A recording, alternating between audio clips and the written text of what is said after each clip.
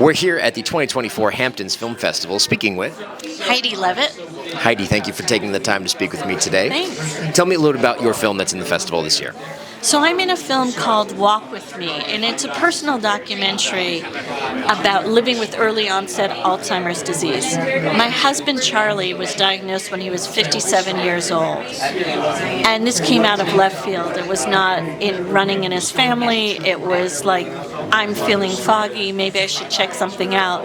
All of a sudden to finding out that he was knee-deep in a disease. Yeah. So I needed to do something to cope with this, and I felt like I needed to do something to share it because everybody's afraid to talk about this, and it's hidden in the shadows, and it's over 50 million people around the world. We are not alone. We are doing this movie because we want people to open the door to what it's like to live with this and to encourage that conversation.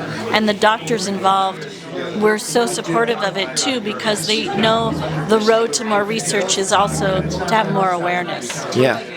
What have you learned while you were making this film about the disease that you didn't know before you started? Well, I learned everything about the disease because I feel like we don't know about it, and we always think about it as an old person's disease, and it's just about, is he going to remember my name? And that's not what the disease is like. And every person is a snowflake.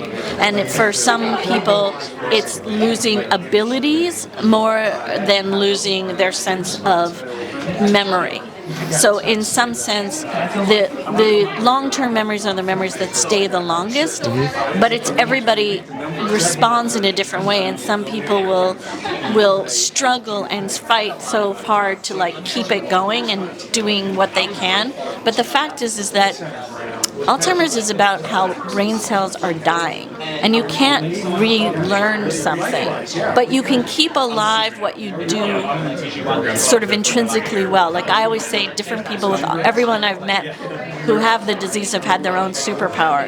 And Charlie was an artist and a graphic designer, and so encouraging him to keep doing art, so he's moved from being illustrator, art director, photographer to doing collage.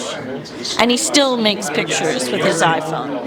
And encouraging art has really been a helpful way for us and for him to sort of find something to do. And I made this film also for him to have purpose, because the hardest part is like, I don't have a job anymore, I can't get a job. What am I going to do? And I felt like this is what we're going to do. And I'd been a veteran in the film industry. I'm a casting director. I've cast, over 100 movies for many, many years. And I understand and always came from filmmaking from a narrative filmmaking perspective, but I was always sort of a journalist at heart. And I think as a casting director, you are almost like a cultural anthropologist. I'm always searching for the right person to be in that role. And in a way, this movie and understanding Alzheimer's allowed me to search more.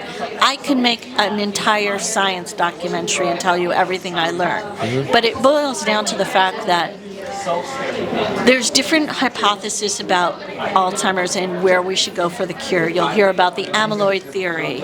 You'll hear about the tau theory. You'll hear about and we know amyloid is like these clumps that form in your brain that then lead to the tangles, which then lead to the death of the cells. But what we don't know always, some of it is genetic. In Charlie's case, it wasn't. Yeah. There's probably a gene involved with Charlie, they just haven't identified it, so we don't know. We don't know exactly how this starts. And we still have so much more work to do, because in order to find a cure, we really need to understand it better. A brain, you cannot biopsy to figure out what's going on.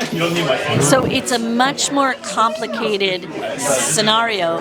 When COVID broke out, we had a vaccine in, literally months. That's a virus. This is not. This is a much more complicated disease. I can sense your passion that you have for the understanding of this disease, and that you put that into the film that's screening here at the Hamptons. Where can people go to find out more about your film so that they can view it in the future? future? Well, our hope is we're going to be playing at different festivals right now. This is our world premiere.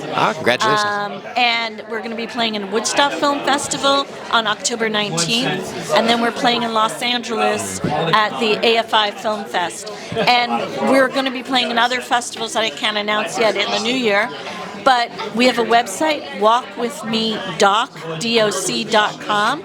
And also, if you search us out on the Film Independent website, Film Independent is our fiscal sponsor. Yeah. And that's where we started, and we were raising money for this movie through Film Independent. Yeah. You can find out a lot more. My hope is that there is a home for this movie. And I've worked on a lot of great movies with amazing directors and a lot of art films, because that I live in the indie film world, and the indie film world is suffering right now because people aren't going out to movie theaters, and there's so much difference that is gone on in the business.